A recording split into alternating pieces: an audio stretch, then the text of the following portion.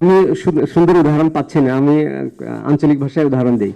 এখানে চিটাগাংয়ের কেউ আছে? কক্সবাজারের? চট্টগ্রামে টেকনাফকে বলে টেন্নাফ, বলে না? টেকনাফকে কি বলে? টেন্নাফ। মানে প্রথমে কটাকে ন করে, তারপরে নটাকে নয়ের মধ্যে সন্ধি করে। এই যে এসিমিলেশন, দুইটাকে একরকম করে ফেলে। কেমন? এসিমিলেশন।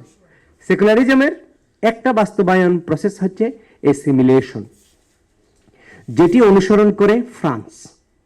সেকুলারিজম বাস্তবায়নের এই পদ্ধতিটা অনুসরণ করে ফ্রান্স, যে কারণে ফ্রান্সের সেকুলারিজম বাস্তবায়নটা হচ্ছে আমাদের দেশের সকল নাগরিককে তাদের পোশাক আশাক, আচার আচরণ এবং সংস্কৃতিতে ফরাসি হইতে হবে। কি হইতে হবে? ফরাসি। সে হিন্দু, মুসলিম, খ্রিস্টান, শিখ থাকতে পারবে না।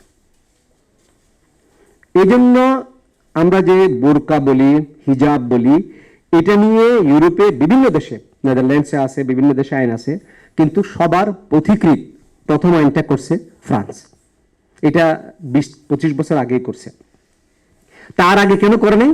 তার আগে এই বিষয়টা দৃশ্যমান ছিল না, যেহেতু ফ্রান্সে মুসলিম কম ছিল।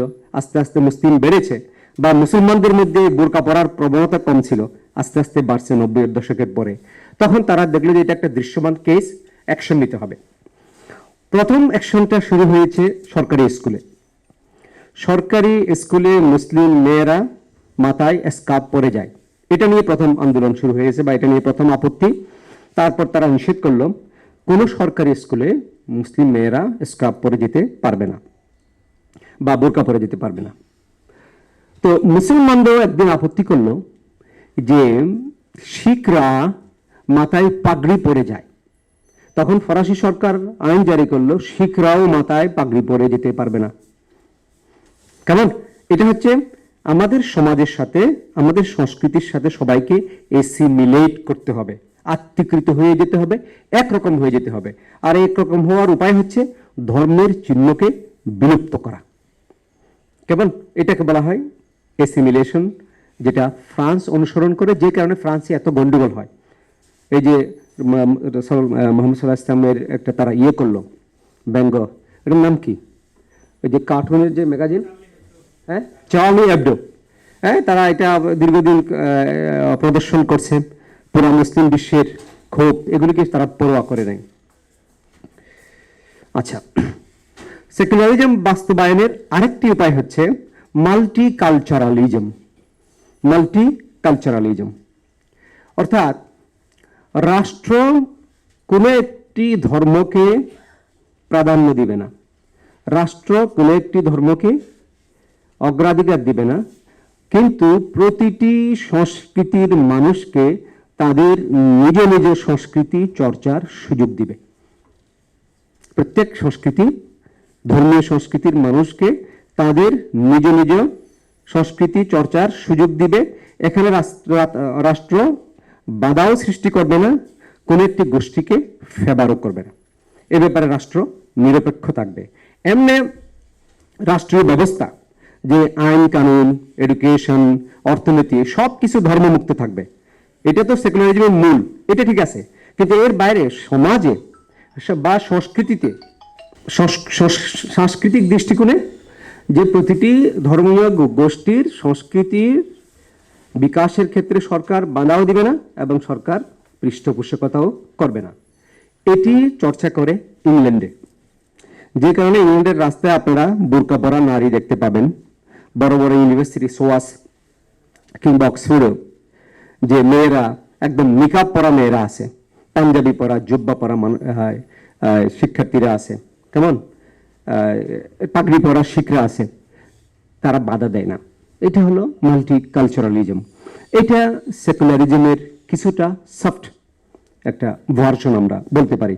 আমেরিকায় আছে, যদিও আমেরিকায় মাঝে মধ্যে আওয়াজ হয়। ইউরোপের কোনো কোনো দেশ কট্টর সেকুলার হয়ে যাচ্ছে, যেখানে এসিমিলেশন।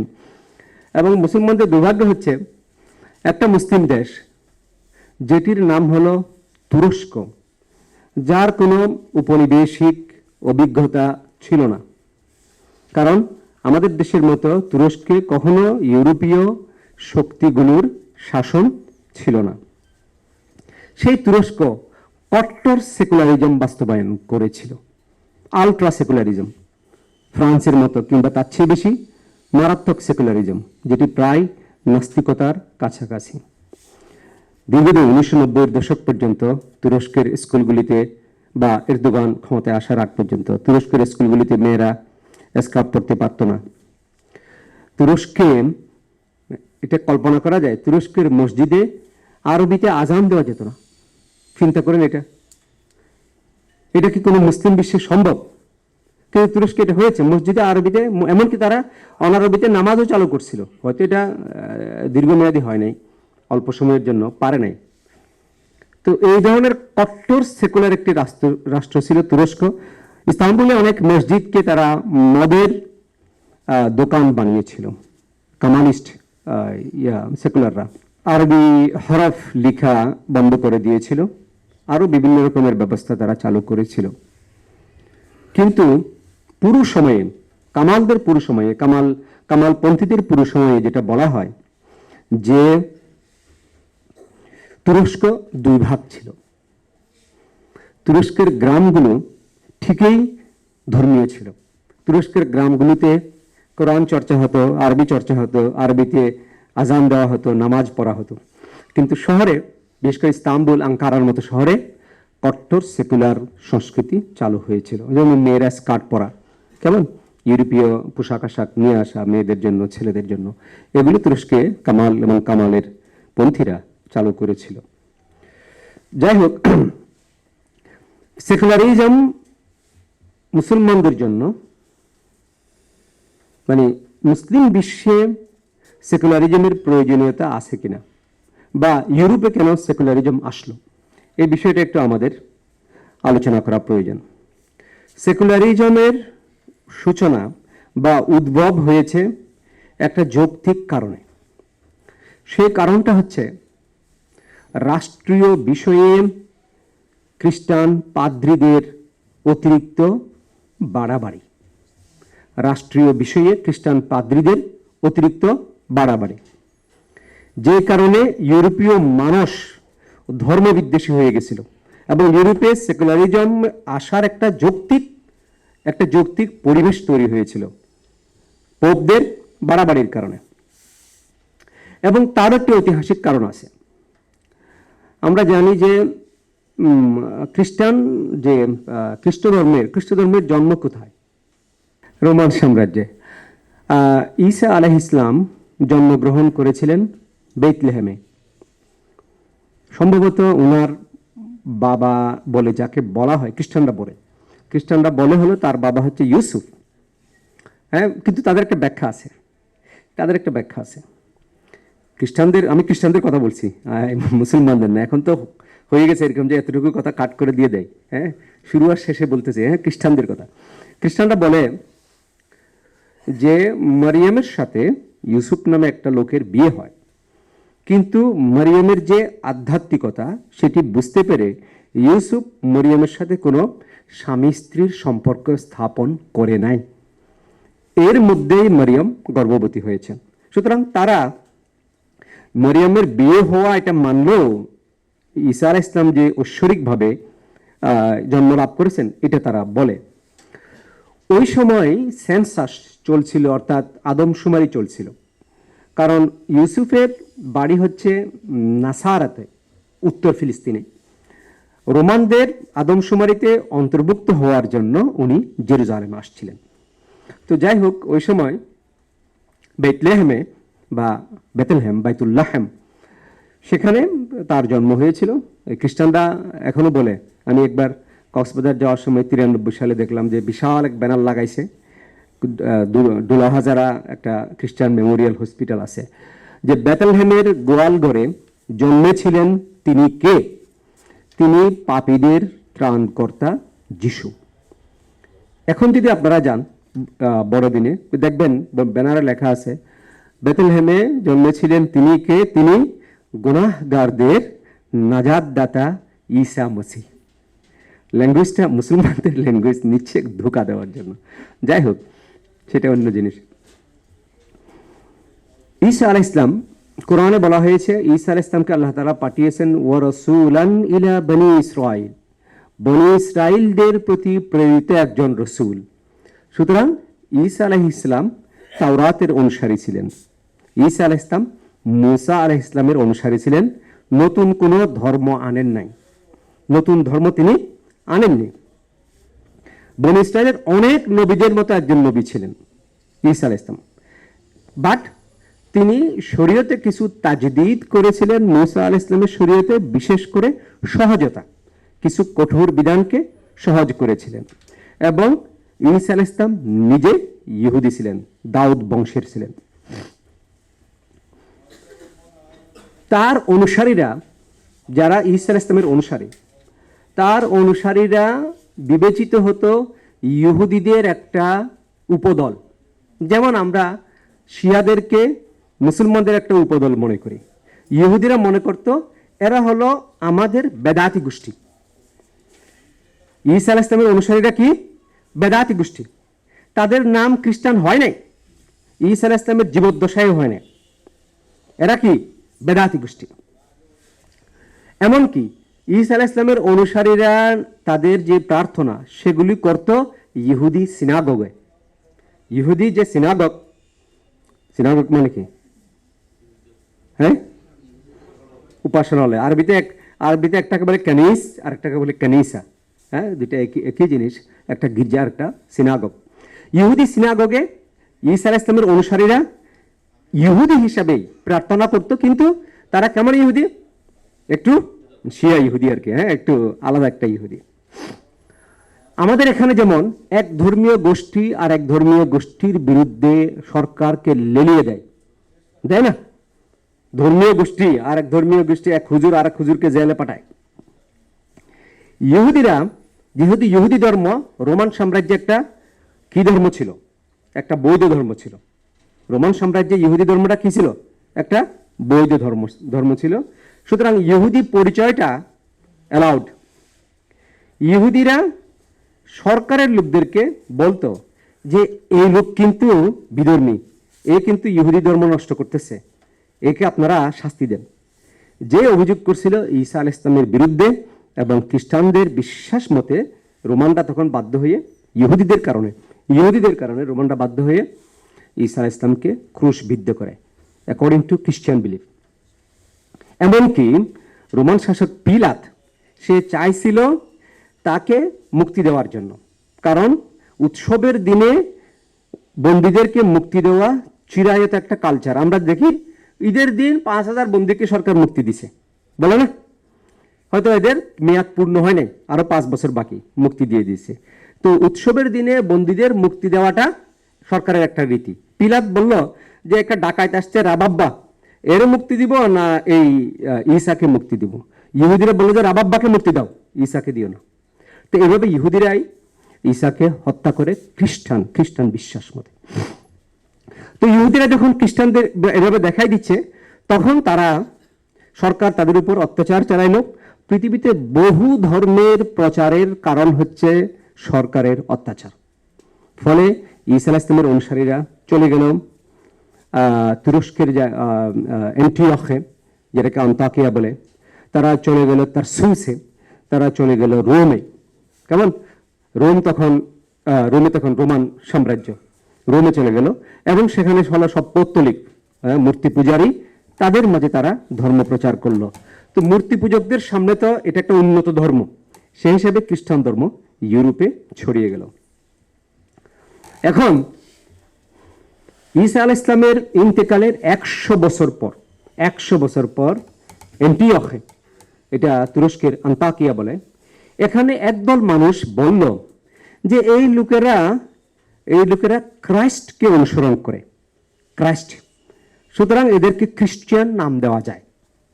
যেখান থেকে আরবিতে মসিহ, ক্রাইস্ট মানে আরবিতে মসিহ, এই জন্য আরবিতে বলা হয় মসিহিয়া, মানে মসিহের অনুসারী। ঈসা আলাইহিস সালামের উর্দারোহণ বা মৃত্যুর খ্রিস্টান বিশ্বাস মতে 100 বছর পর তার অনুসারীরা একটি ধর্মীয় নাম পেল। তার আগে তারা কি ছিল? ইহুদিদের একটা অংশ, ইহুদিদের একটা বেদাতি অংশ ছিল। খ্রিস্টান ধর্মে সবচেয়ে বড় পরিবর্তনটা করছে সেন্ট পল। খ্রিস্টান ধর্মকে খ্রিস্টান ধর্মকে আচার মুক্ত করেছে।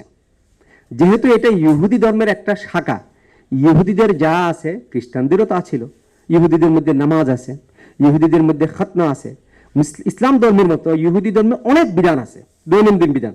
হ্যাঁ, নামাজ পড়তে হয়, সিয়াম পালন, তাদের মতো সিয়াম পালন করতে হয়, খতনা করতে হয়, আর অনেক মানে ধর্মের যেমন দৈনন্দিন অনেক কাজ আছে অনুসারীদের, খ্রিস্টান ধর্ম এগুলো ছিল। সেন্ট পল বললেন যে being the son of the god, যে জিসাস ক্রাইস্ট তিনি ঈশ্বরের পুত্র হওয়া সত্ত্বেও মানুষের মুক্তির জন্য নিজের জীবনকে বিলিয়ে দিয়েছেন। সুতরাং কেউ যদি ক্রাইস্টের উপর বিশ্বাস না করে সে মুক্তি পাবে না, আর কেউ যদি ক্রাইস্টের উপর বিশ্বাস করে তাহলে তার আর কোনো কাজ করতে হবে না, সে মুক্তি পাবেই। কারণ তার পাপের বোঝা নিজের কাঁধে নিয়ে যিশু প্রাণ উৎসর্গ করেছেন। এভাবে খ্রিস্টান ধর্মকে শরিয়া মুক্ত করেছেন। শরিয়া মানে দৈনন্দিন জীবনে পালনযোগ্য বিধান। এজন্য আপনাদের সাথে পরিচিত কোনো খ্রিস্টান যদি থাকে, আপনারা দেখবেন রবিবারে গির্জায় যাওয়া, কিংবা রবিবারে গির্জায় না গেলেও অসুবিধা নেই, ডিসেম্বরের 25 তারিখ বড়দিন পালন করা, এগুলো ছাড়া যদি সে আর কোনো কিছুই না করে, তার একমাত্র একটা কি আছে, যিশুর উপর বিশ্বাস আছে। খ্রিস্টানদেরকে জিজ্ঞেস করেন, তাদের বিশ্বাস হলো সে মুক্তি পাবে। খ্রিস্টান ধর্মটা কি? শরিয়া মুক্ত, শরিয়াবিহীন একটা ধর্ম, এবং এটা শরিয়া মুক্তি। খ্রিস্টানদের শরিয়া মুক্তিটা কনফার্ম করছে কে? সেন্ট পল। এবং সেন্ট পল নিজে একজন ইহুদি ছিল, পরে সে ধর্মান্তরিত হয়েছে। এমন একটি ধর্ম যে মহাদেশে বিস্তৃত হয়েছে, মানে ইউরোপে যে মহাদেশে এমন একটি ধর্ম বিস্তৃত হয়েছে যার 12টা হয়ে গেছে, আরো বেশি, যার কোনো শরীয়ত নাই, দৈনন্দিন জীবনে পালনযোগ্য কোনো বিষয় নাই, সেখানে তো সেকুলারিজমের দরকার ছিল না। বলেন সেকুলারিজম কি বলে? সেকুলারিজম বলে যে দৈনন্দিন জীবনকে রাষ্ট্রীয় আইন, শিক্ষা ব্যবস্থা, অর্থনীতি এগুলোকে কি করবেন? ধর্মমুক্ত করবেন। খ্রিস্টান ধর্ম তো রাষ্ট্রীয় আইনের জন্য, অর্থনীতির জন্য কোনো বিধানই নেই। তাহলে সেখানে সেকুলারিজমের দরকার হলো কেন? তাই না? সেকুলারিজম তো ওরা দাবি করতে পারে মুসলিমদের, কিন্তু সেকুলারিজমের জন্ম হয়েছে ইউরোপে। এটার কারণ হলো, 1-2 ঘন্টা লাগবে। এটার কারণ হচ্ছে খ্রিস্টানরা রোমান সাম্রাজ্যে চরম নির্যাতনের শিকার হয়, এবং একটা পর্যায়ে রোমান সাম্রাজ্য 2 ভাগ হয়ে যায়, এবং বিপুলভাবে মানুষ খ্রিস্টান হয়। কারণ যদি কেউ কম্পেয়ার করে, পৌত্তলিক ধর্মের তুলনায় খ্রিস্টান ধর্ম বেটার। আপনি যে কাউকে বলবেন মূর্তি পূজককে যদি খ্রিস্টান ধর্ম উপস্থাপন করবে, সে রাজি হবে। আর পৌত্তলিকের জন্য বা আমাদের পার্বত্য চট্টগ্রামের পাহাড়িদের জন্য খ্রিস্টান হওয়া সহজ। মুসলমান হলে তাকে দৈনন্দিন 5 ওয়াক্ত নামাজ পড়তে হয়। খ্রিস্টান হওয়া মানে সে যা আছে তাই খাবে, সে নাপ্পি খাবে, শুকর খাবে, শুকরের চর্বি খাবে, মদ খাবে, সবকিছুই করবে, তার জীবনে কোনো পরিবর্তন নাই, শুধু আমি যিশুর উপর বিশ্বাস করি, ব্যাস। ফলে পৌত্তলিকদের খ্রিস্টান হওয়া সহজ। এটা হলো কারণ, যেটা হলো ইউরোপে কেন দ্রুত খ্রিস্টান ধর্ম ছড়িয়েছে, এই কারণে। এবং এই কারণটা অনুঘটক ঘটিয়েছে সেন্ট পল। আচ্ছা, যাই হোক, 300 সালে রোমান সম্রাট কনস্টান্টাইন রোমান সাম্রাজ্যের রাজধানী রোম থেকে নিয়ে আসেন কনস্টান্টিনোপলে। মানে এটার নাম ছিল আগে বাইজেন্টিয়াম শহর। তো বাইজেন্টিয়াম মানে ইস্তাম্বুল। বাইজেন্টিয়াম শহরে উনি রাজধানী স্থাপন করেন, ইস্তাম্বুল। এটাকে বলা হয় প্রাচ্যের রোম, মানে সেই গৌরবজনক শহর। এখানে রাজধানী স্থাপন করার পরে উনি যখন মারা যান, উনি খ্রিস্টান ধর্ম গ্রহণ করেছিলেন। খ্রিস্টান ধর্মের প্রসারের আরেকটি কারণ, রোমান সম্রাট কনস্টান্টাইন তার স্ত্রী আগে খ্রিস্টান হয়েছে, তারপর তিনি খ্রিস্টান হওয়ার কারণে একসময় যেটা ইহুদি ধর্মকে স্বীকার করত, সেই রাজ্যে, সেই সাম্রাজ্যে খ্রিস্টান ধর্ম রাষ্ট্রধর্ম হয়ে গেল। মানে খ্রিস্টানদের এখন পোয়া বারো, যেমন হাসিনা পালাই গেছে, এখন আমরা সবাই স্বাধীন হয়ে গেছে।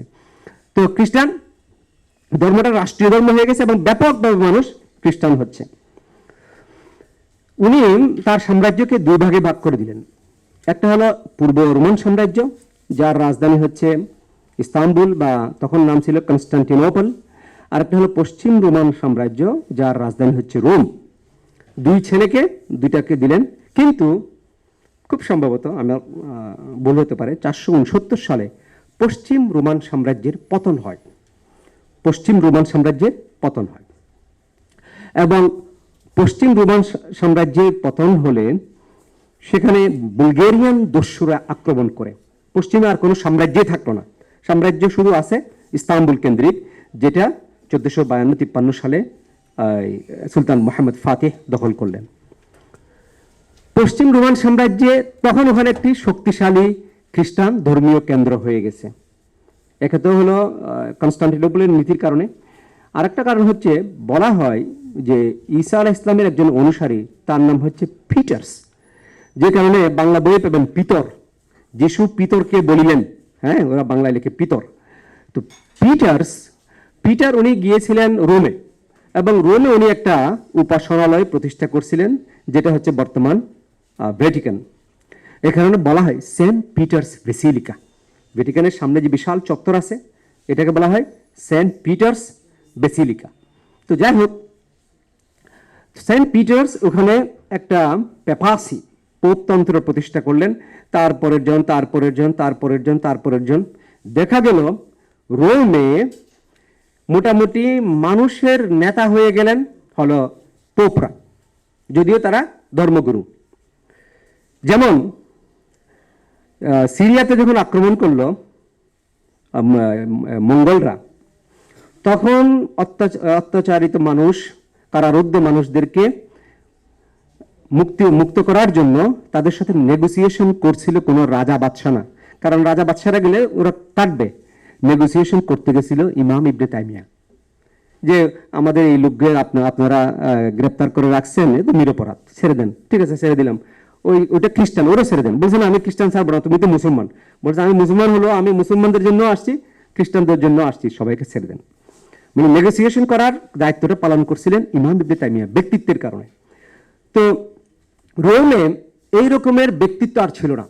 পোপদের যেরকম একটা ব্যক্তিত্ব, যে প্রভাব, অন্য কোনো রাজনৈতিক ফিগার ছিল না। যে কোনো জায়গায় রাজনৈতিক ফিগার দরকার হয়, ফলে রাজনৈতিক ফিগারের জায়গাটা দখল করলেন পোপরা। এখন সমস্যা কি হলো? সমস্যা হচ্ছে খ্রিস্টান ধর্মে তো শরীয়ত নাই। পোপরা যখন হস্তক্ষেপ শুরু করলেন, তখন মন গড়া হস্তক্ষেপ শুরু করলেন। পোপরা যখন হস্তক্ষেপ শুরু করলেন, তখন এই গির্জার স্বার্থকেন্দ্রিক হস্তক্ষেপ করলেন। বিভিন্ন জায়গায় জমি দখল করা, গির্জার নামে দখল করতেছে, গির্জার নামে ভোগ করতেছে পোপ। এটা একটা জমিদারি হয়ে গেল ইউরোপে। এবং জমিদারি হয়ে মানুষদের মধ্যে যখন সচেতনতা আসলো, তখন তারা চিন্তা করলো, ভাই এটা কি ব্যাপার, ধর্মের নামে জমি দখল করা, ধর্মের নামে জমি ভোগ করা। আর ধর্মের নাম বললে মানুষ একটু কি মেনে নেয়, কিন্তু উনি তো নিজের স্বার্থে এটা ব্যবহার করছেন। আর খ্রিস্টান ধর্মে তো এটা কোনো বিধান নাই, কারণ খ্রিস্টান ধর্মকে তো বিধান মুক্ত করে দিছে সেন্ট পল। এই জিনিসগুলো মানুষের মাথায় আসতে লাগলো, আলোচনা হতে লাগলো। কেমন ধীরে ধীরে তারা এমন একটি জায়গায় আসলো যে আমাদের আসলে এই পোপের খবরদারি বন্ধ করতে হবে, যেটা সেকুলারিজমের দিকে রূপান্তরিত হয়েছে। মাঝখানে কিছু কাজ হয়েছে, ইউরোপে পড়াশোনা হয়েছে, বিশ্ববিদ্যালয় হয়েছে।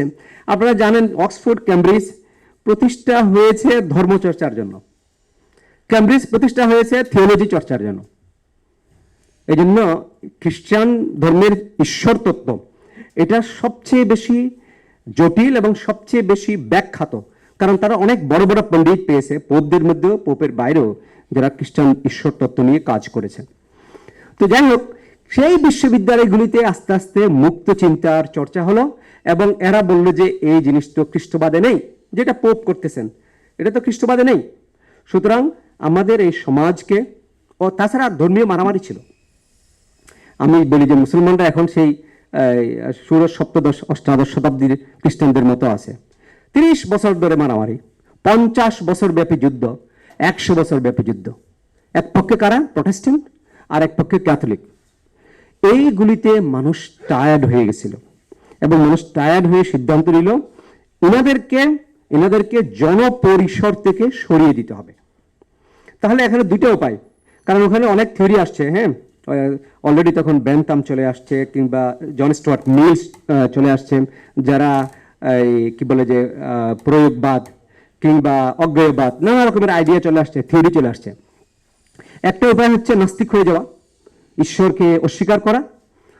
তখন কিছু মানুষ, তারা চিন্তাবিদ, তারা থিওরিয়ান, কিন্তু ধর্মের প্রতি তাদের আগ্রহ আছে, ধর্মকে বাঁচানোর জন্য তারা সেকুলারিজম আনছে।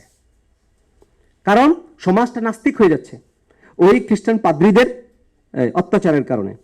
তখন তারা চিন্তা করলো যে ভাই আমরা একটা মাঝামাঝি ব্যবস্থা নেই, সেটা হলো যে ঠিক আছে, ধর্ম ত্যাগ করার দরকার নেই, কিংবা পোপতন্ত্র বাতিল করার দরকার নেই, ওনারা ওনাদের জায়গায় থাক, ওনারা গির্জায় থাকবে, কিন্তু রাষ্ট্র পরিচালনা, সরকার, শিক্ষা ব্যবস্থা, অর্থনীতি, এগুলিতে ওনাদের কোনো ভূমিকা থাকবে না, আমরা ওনাদেরকে ওনাদের অধিকারটা দিব, ওনারা মন্দিরে থাকবে, কি বলে যে গির্জায় থাকবে। যে কাজটা করছিলেন হচ্ছে রাজা রামমোহন রায়। রাজা রামমোহন রায় একেশ্বরবাদী, এটাকে কি বলে, ব্রাহ্ম সমাজ করছিল হিন্দু ধর্মকে রক্ষা করার জন্য। এখানে ইংরেজরা আসছে, ইউরোপীয় চিন্তা আসছে, হিন্দু ধর্মের এই বর্ণ প্রথা, সতীদাহ প্রথা, এই হাবি জাবি, এগুলিতে শিক্ষিত মানুষের মন হিন্দু ধর্ম বিদ্বেষী হয়ে যাচ্ছিল। তখন উনি বললেন না, আমাদের হিন্দু ধর্মেই তো এগুলি নাই, বেদেই তো নাই, আমাদের তো মৌলিক ধর্মগ্রন্থ এগুলি নাই, এগুলি সামাজিক আচার আসছে, এগুলি আমরা দূর করি। হিন্দু ধর্ম রক্ষার জন্য সংস্কারটি তিনি করেছিলেন। তো ওনারাও মানুষের নাস্তিক হয়ে যাওয়া ঠেকানোর জন্য এই ধর্মনিরপেক্ষতাবাদ চালু করেন। ইসলাম খ্রিস্টান ধর্মের মতো শরিয়া মুক্ত একটা ধর্ম নয়। ইসলাম ধর্মে আপনি সকালে ঘুম থেকে উঠে রাত্রে ঘুমাবেন, আপনি বলেন এমন কোন জিনিস আছে যেটার জন্য ইসলাম ধর্মে বিধান নেই, পাবেন না। আমরা মানি বা না মানি সেটা ভিন্ন বিষয়, কিন্তু প্রতিটা বিষয়ের জন্য সুনির্দিষ্ট বিধান অথবা মূলনীতি আকারে, হয় সুনির্দিষ্ট অথবা একটা ব্রড মূলনীতির আকারে আছে, যার আলোকে আমরা নিজেরা সময়ে সময়ে আমরা বিধান গ্রহণ করতে পারি। মানুষের এই স্বাধীনতাটা আছে, বড় একটা মূলনীতির আকারে বিধান দেওয়া আছে। তাহলে দ্বিতীয় বিষয় হচ্ছে, সুতরাং আমাদের এখানে সেকুলারিজম চলতে পারে না। দ্বিতীয় বিষয় হলো মুসলিম বিশ্বে শাসকরা ছিল এবং শাসকদের অত্যাচার ছিল, কোনো সন্দেহ নেই।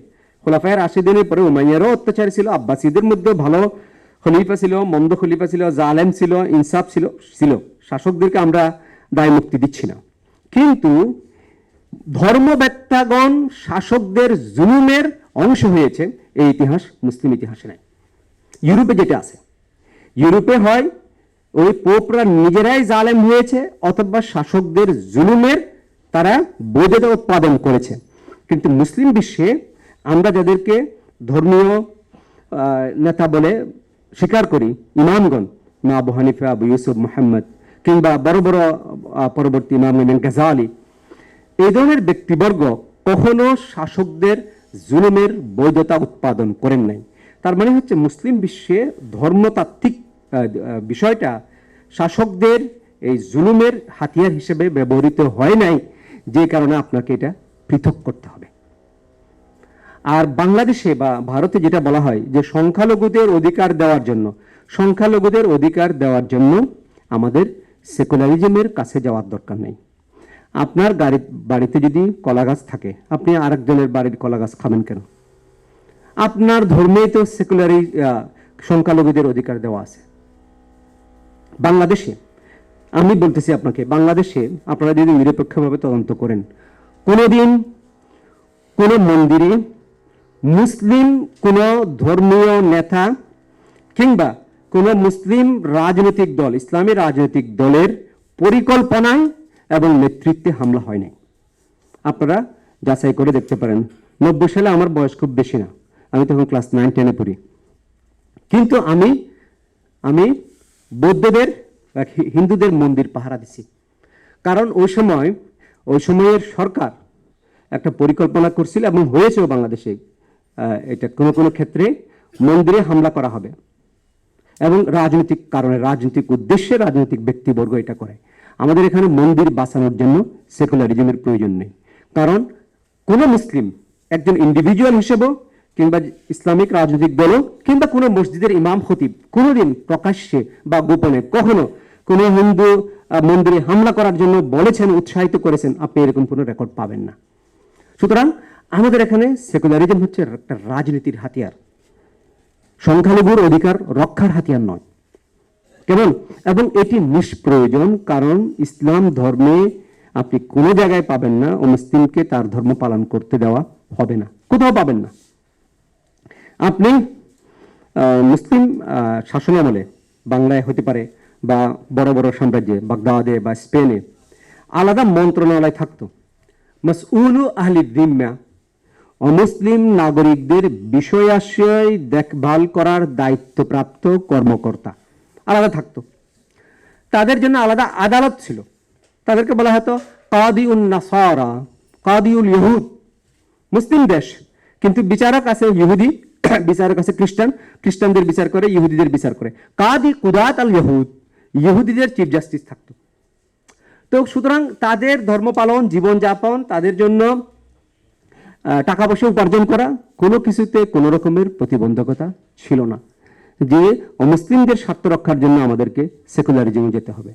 অমুসলিমদের স্বার্থ রক্ষা ইসলামই নিশ্চিত করেছে। এটা একেবারে একটা রাজনৈতিক কর্মসূচি হিসেবে বা রাজনৈতিক হাতিয়ার হিসেবে এটা আনা হয়েছে। আমি অনেক লম্বা আলোচনা খুব সংক্ষেপে করলাম, আমাকে খুব দ্রুত যেতে হবে। বাংলাদেশে সংবিধানে সেকুলারিজমের যে প্রবেশ, এটা ট্রেসপাস বা এটা অনধিকার প্রবেশ। বাংলাদেশে সেকুলারিজম এর যে অন্তর্ভুক্ত করা হয়েছে এটার কোনো যুক্তিকতা ছিল না। একটা দেশের সংবিধান বা একটা সরকার বা একটা দল যখন ক্ষমতায় আসে তখন তারা সংবিধান সেভাবেই করবে যে প্রতিশ্রুতি তারা নির্বাচনের আগে দেয়। আপনি যদি 70-এর নির্বাচনের আগে আমার কাছে মাল্টিমিডিয়া, আমি যদি রেডি হয়ে আসতাম আপনাদেরকে দেখাতাম 70-এর নির্বাচনের আগে আওয়ামী লীগের ম্যানিফেস্টো, 70-এর নির্বাচনের আগে শেখ মুজিবুর রহমান সাহেবের যে রেডিও বক্তৃতা, তখন রাজনৈতিক নেতাদেরকে রেডিওতে বক্তৃতা দেওয়ার সুযোগ দিত। আমরা নিজেরাও শুনছি 91 সালে ইলেকশনের আগে বেগম জিয়া রেডিওতে বক্তৃতা করছেন, হাসিনা বক্তৃতা করছেন, বলা হয় ওই বক্তৃতার কারণে হাসিনা পরাজিত হয়েছে। কেমন রেডিও বক্তৃতার সুযোগ দিত রাজনৈতিক দলের নেতাদেরকে। তো শেখ মুজিবুর রহমান সাহেবের রেডিও বক্তৃতা 70-এর নির্বাচনের আগে, কিংবা ওনাদের ম্যানিফেস্টো, কিংবা 1971 সালের 17 এপ্রিল যখন মুজিবনগর সরকার গঠিত হয় তখন যে ঘোষণাপত্র, এর কোথাও কোথাও আপনি সেকুলারিজম শব্দটি পাবেন না। তার মানে হচ্ছে ওনারা যেই ম্যান্ডেট নিয়ে, যে দাবি নিয়ে, যে দফা নিয়ে জনগণের সামনে নির্বাচনের জন্য প্রার্থী হয়েছিলেন, সেখানে কোথাও বাংলাদেশকে সেকুলার রাষ্ট্রে পরিণত করা এই বক্তব্য ছিল না। ইনসাফের কথা ছিল, জুলুম বিনাশের কথা ছিল, বৈষম্যের কথা ছিল, কিন্তু সেকুলার রাষ্ট্র করা হবে এটা ছিল না, যেটি 72 সালে বাংলাদেশের সংবিধানে প্রবেশ করেছে। এবং এখন তো এগুলি বের হচ্ছে, কারণ এই সংবিধান ভারতীয় সংবিধানের অনুলিপি বা ভারতীয় সংবিধানের একটি পরিমার্জিত সংস্করণ। এগুলো কথাবার্তা আসতেছে, সেভাবেই এখানে সেকুলারিজম প্রবেশ করেছে। সেকুলারিজম এখানে প্রবেশ করার দরকার ছিল না, প্রয়োজন ছিল না। এমনকি বাংলাদেশের একটি গণতান্ত্রিক মানে সরকারও হয়, এটা ইসলামিক সরকার নয়, বাস্তবে নয়, তারপরেও এখানে ওই ইউরোপীয় একটা মানে তত্ত্ব সেকুলারিজম এটা আনয়নের প্রয়োজন ছিল না। কারণ মুসলমানরা কোনোভাবেই কোনোদিন এটা বিশ্বাস করতে পারে না যে তার ধর্ম কেবল মসজিদে এবং বাড়িতে সীমাবদ্ধ থাকবে। এটা মুসলিম বিশ্বাস হতে পারে না, ইসলাম বিশ্বাসের সাথে এটা যায় না, এটা নিষ্প্রয়োজন ছিল। যাই হোক, এটা রাজনৈতিক উদ্দেশ্যে এটাকে অন্তর্ভুক্ত করা হয়েছে, যে কারণে আমরা বলতে চাচ্ছিলাম যে বাংলাদেশের সংবিধানে সেকুলারিজমের অন্তর্ভুক্তি এটা অনধিকার প্রবেশ ছিল। যাই হোক, আমি আর আলোচনা করতে পারছি না আমার সময়ের অভাবের কারণে।